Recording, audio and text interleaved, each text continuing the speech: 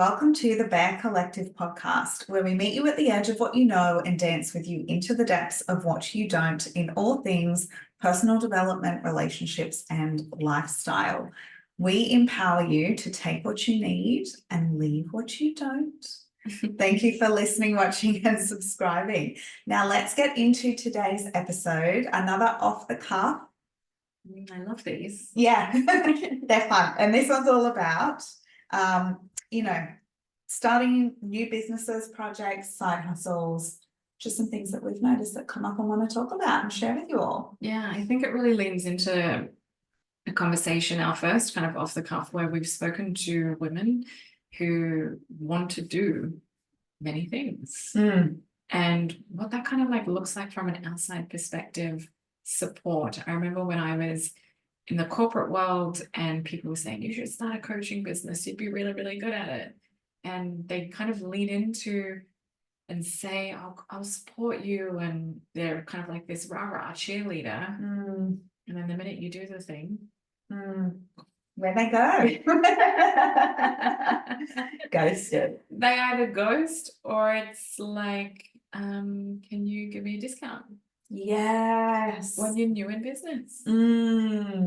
And that's when you like really need the support the most. Yeah, too. the whole startup side is definitely when you need people to follow through on what they've said. And I think that kind of really speaks to the need for validation that we can sometimes unconsciously rely on or expect from other people in order to support us to do the thing. Yeah, like a lot of people might not do it, for example, if they don't have that external validation. Yeah, or go into the whole start-stop because they're not getting validated from, those people that said that they would be around to support. If they're not there validating the moves that you're making, it can cause you to have kind of self-doubt or insecurity or second-guess yourself that you go into a start-stop. Yeah, I think that I've even got like an example of this recently. I recently hired like an occupational therapist to add a whole new dimension to my psychology practice.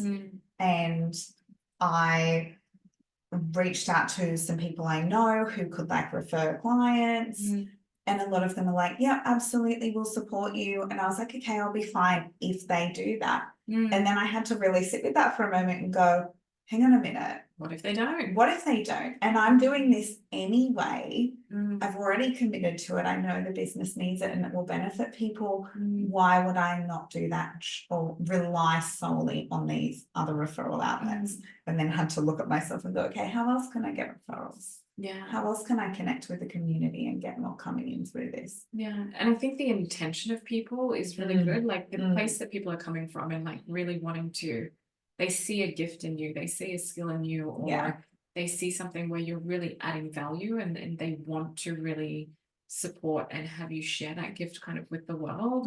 Or they already see that you're established in business and that you're growing and they want to support that. So I believe that the intention of people, firstly, is coming from a very good place. Yeah, they don't say these things because they think you'll actually be a crap coach, for example. They're not just shooting your horn. You've made impact, right? And then I think it is around really like how we internalize what people are saying to us. And if we're really relying on that external person or those external people outside of ourselves to drive us forward or to get the motivation from them or to receive their money or paying for a service, then that's where we can actually have the downfall. Or again, like I said, just that start-stop. I think like social media is a really interesting place to look at this too. Like, I mean, I've seen other women in business say things about this over the past like year or two, just how much like just asking for support from their community and then kind of also speaking to like how it's often not the people they expect to support them online that are supporting them. And I know from my own experience, I definitely see more support from other women in business who know the experience, who are doing the thing. But yeah, it's really like looking at those probably expectations that I'd say we have really early on when we start something. Like I remember starting my first Instagram page way back when, and it was when I was just going to focus on hypnotherapy. And just really being shocked at like, why aren't my friends liking things? Why aren't they sharing things? And it took me a long time to really just be okay with that and not make it about me whatsoever. Because they don't have to. Yeah. For a start. But then also there was the flip side where you would have friends, for example, like reach out and say, I really want to try this, like, and I will pay you, and that's fine. Yeah. We love those, but those people, I have to say, are aligned. Yes. And the thing is, if we rely too heavily on, you know, a friend or family member or that existing kind of network, if you're relying on your business to thrive, survive, and grow from there, you're also limiting yourself, and you may not be a match for what they need in life. Yeah. Just because you're there, I think sometimes we can get the buzz and the excitement. I think especially in the personal development world, a lot of new coaches that I've dealt with and work with, they get really, really excited that once you get all these new skills and you see yourself in a new way, you want your friends and your family to come along that journey with you, right? Yes. And you get so excited. And when you learn more about yourself, you can see more in other people as well. And so you can kind of see people's kind of projections and their fears and their shadows and all the rest of that. And you want to help them. Yes. But if they're not ready for it, it's actually going to cause more conflict for you and more resistance in your relationships, and potentially create more separation and space between you. Do you know, that's so interesting, because I think on the other side of that, doing what we do, for example, and being able to see these things in people every day that we can pick up on and not necessarily share. Yeah. Have you also had a similar experience of avoidance from people to speak with you about what you do, ask you about what you do for a living? Yeah. Because I certainly have. Yeah, because I know they know that it will expose things and they're not ready for that. And I have, in the beginning, I would kind of get frustrated at like, why do people not care? Like, especially I would perceive it as them not caring. Yes. In the beginning of my business. And now I understand, and I'm so comfortable if they're not interested or they don't ask, because they know that they're going to get exposed if they start going into those conversations, and they're not ready for that, and that's okay. Yeah, you've got to meet people where they're at, and I think that's where it comes back to the expectations. Is when we place expectations on somebody else and they're not able to meet it, we're the ones who get disappointed. Yes, right? Yes, and we have to look at like, hold on, where are my expectations coming from? Because I think a lot of our expectations can come from wounding, like our own wounding. And simply people's words, like where they are committing. Yeah. You should start a business. I'll help you. I'll support you. You should start a podcast. You should write a book. You should do this. Yeah. People have a lot of ideas and opinions. Don't they? This one phrase comes to mind. It's a bit naughty, but it's basically like, you know, opinions are like assholes. Everyone has one.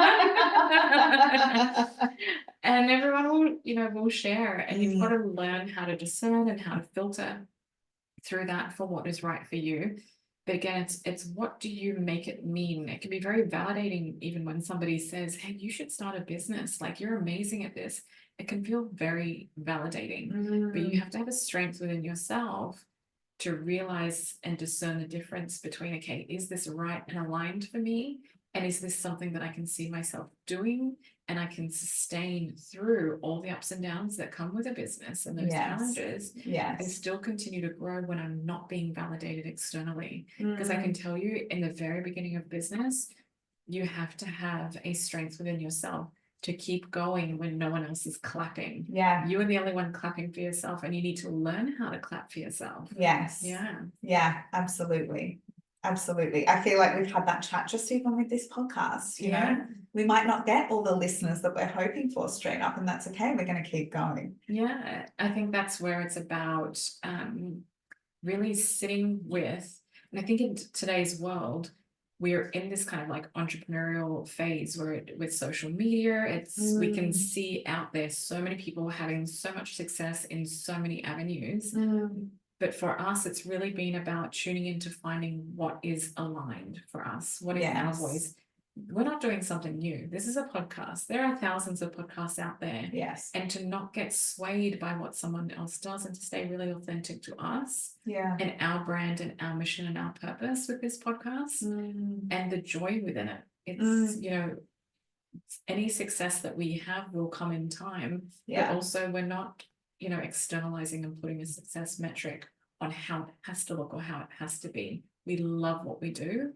And success comes when you love what you do. And I've so seen that in my business, where the more I have loved and come at my work from a place of love, along with loving myself more in that process, the more I have had clients. Like, I shifted from working purely in like a disability space with children and their families to now in this incredible space where I have these beautiful, like, 20-plus-year-olds coming in, even a few younger, who are really insightful, who are wanting to find themselves and dig deeper and do that deeper work. And that's been such a beautiful place to be. And I think I could have given up if I'd stayed in that earlier space. Yeah. And I think that speaks to like evolution, allowing yourself as well within a business to allow yourself to evolve. If you attach to simply wanting your friends or your family to be your customers or your selling point, and you really heavily are emotionally attached and relying on that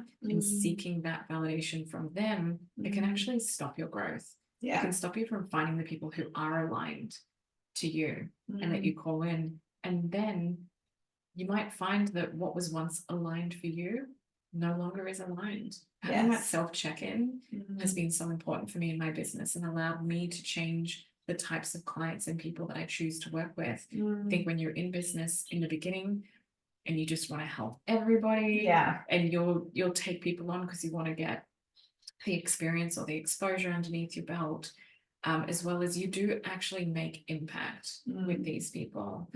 I want to make sure that that's known.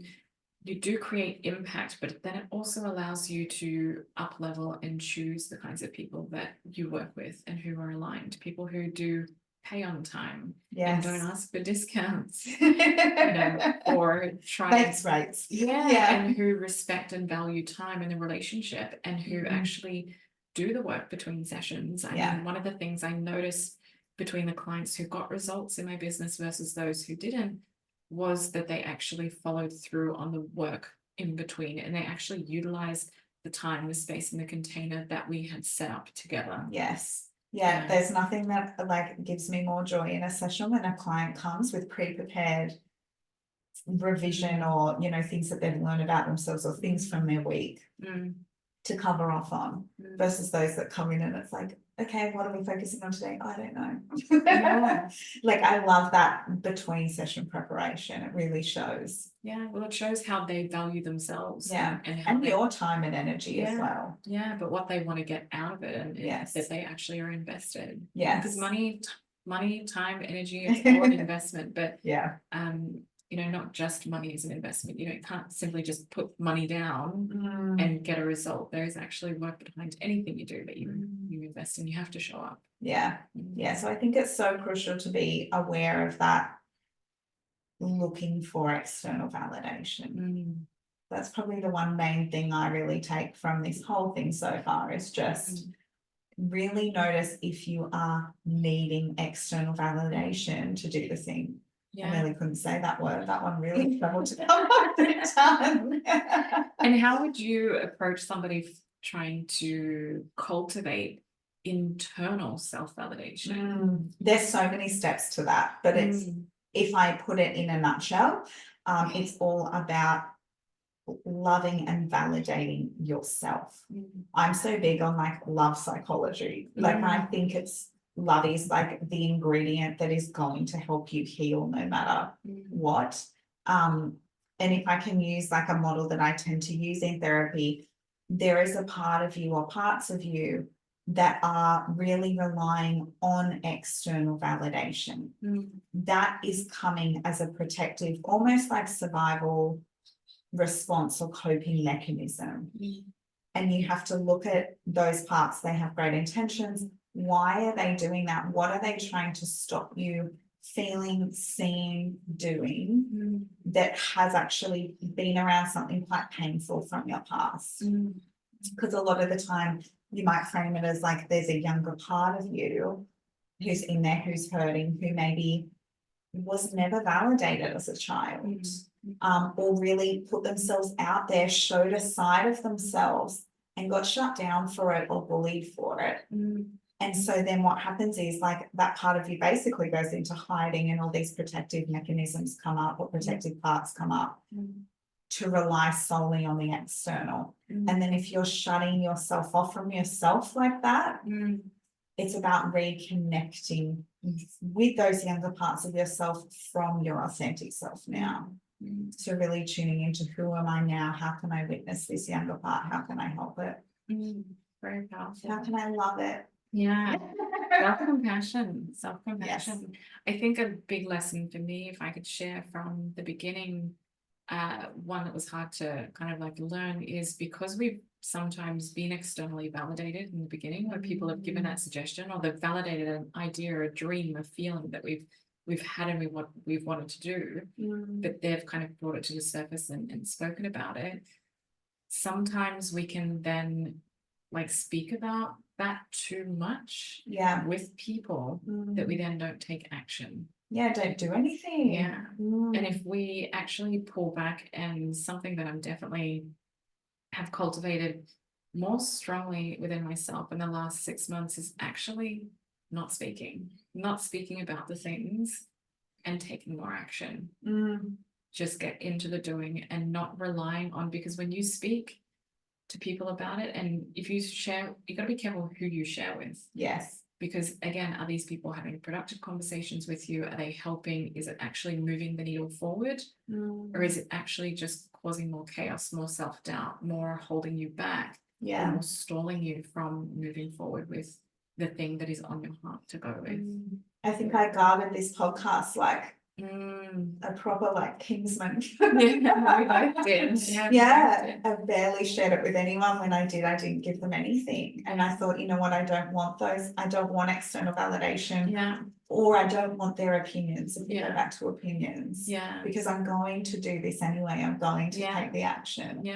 And there's a strength in that. Yes. You know, I think leaning into people who have been there before, who have done what you've done or what you're trying to do, there's absolute validation in that. There's lessons that you can learn and wisdom that you can get from people who have done what you've done. But when you're looking for or having conversations with or getting advice from people who have not done what you've done, and it just takes you off track, it just delays like you giving your gift out to the world, your impact out to the world. And people are always going to do it differently to how you have envisaged, or what your dream is or your vision is. You've got to be authentically yourself. Yes. There is a million different ways to do business. There is a million different strategies. Someone is always telling you something or giving you some concept. You've just got to find what is, it doesn't matter, you can borrow from somewhere, find what is aligned for you, and then mold it into your own. Make sure it speaks to you and from where you want to go in your direction. Absolutely. And that can change through all the seasons of your life. Oh yes. With every aspect of life, all the things. So what would you leave listeners with on this? I guess I'm in the season of move silently. Really believe in yourself, strengthen within yourself, your own internal compass to drive you forward, and find the people for you, whether it's within, it may be within your social media of who you follow, there may be a networking group that lives locally to you, or there may be somebody in, like us, we're in the same kind of industry, the same kind of vibe that you can share with. Find a key person, a mentor, a coach who's done the thing, and listen to them, observe what they've done, but also make it your own. Yes, but move in silence. Just do the thing. Just do it. Commit to Less talk, more action. That age-old saying, very relevant. These cliches, they do have a deeper meaning when they actually hit a certain time in your life. It hits. Yeah. It clicks. Yeah. What about yourself? What would you leave a girl with? Honestly, like, love your wording. And I would just say, like, love yourself enough to do the thing. And if you don't, taking that action is going to show yourself love anyway. So you really do just have to take the action. Yeah. Love it. Off the cuff. Off the cuff. Thank you for listening, watching, and subscribing. We hope you enjoyed today's episode, and we will see you next week.